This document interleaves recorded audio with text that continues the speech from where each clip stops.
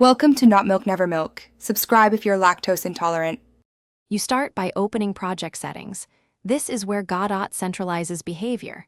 First, confirm your project uses the right render and physics backends because mismatches cause odd bugs.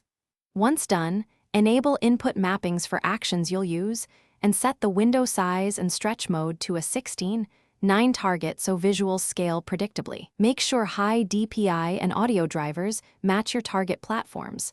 This prevents platform-specific surprises later. Now you refine inputs and performance so your game runs smoothly. You map actions in Input Map, add keys, joysticks, and set dead zones for axes. This ensures consistent control across devices. Then, tune physics FPS and solver iterations to balance precision versus CPU cost, and choose process modes like fixed or idle depending on your game. Finally, create quality presets.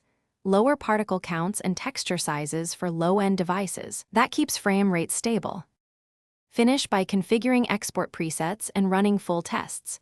You assign target platforms, icons, and compression settings so builds are optimized.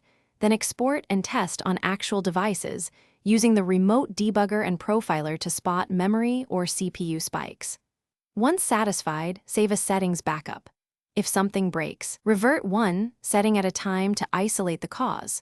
That disciplined rollback approach quickly reveals the offending change and gets you back on track. Thanks for watching. If this was helpful, leave a like and consider subscribing. See you next time.